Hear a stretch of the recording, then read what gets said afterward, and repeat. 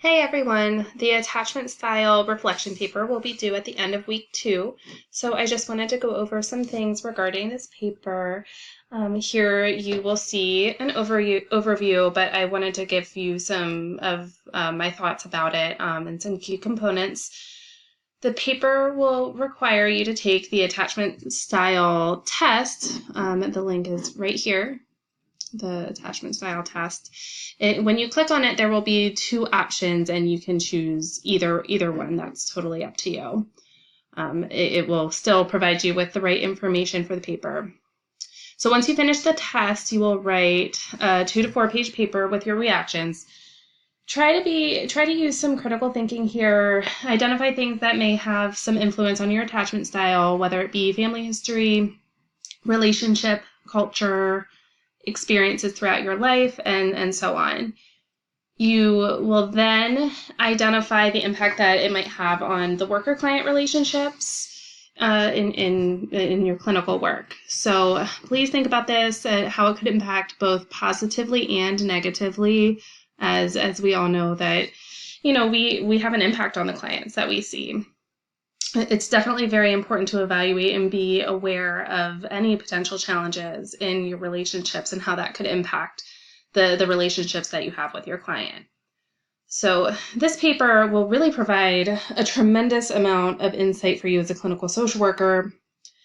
Understanding the use of self in clinical work is so important, as well as any kind of awareness of countertransference, transference issues that may arise. It can really give you, it can actually, sometimes when you experience countertransference with clients, it can actually provide you with a little bit more insight into them as well.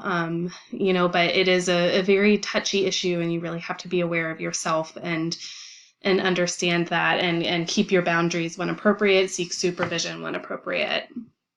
So that'll be very important ongoing with your clinical practice.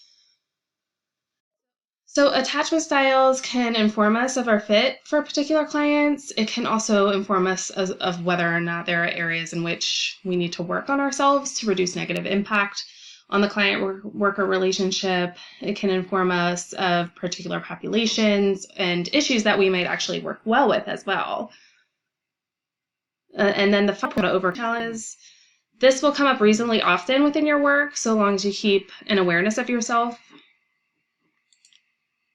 And an example of ways you might overcome some challenges, just to give you an idea of what we're looking for, it may be something such as seeking supervision. I know that in my experience, it's good practice to engage in supervision as a way to reflect on your work and, especially how my own attachment style might impact my work. I really truly believe it's good practice no matter where you are in your career to seek supervision to keep yourself in a good place there. So, I just, like I said in the original video, try to stay true to the rubric. Here we have the rubric. And read the technical support section on how to submit an assignment if you have any questions there. But yeah, I look forward to reading your papers, and please reach out if you have any other questions. Thanks.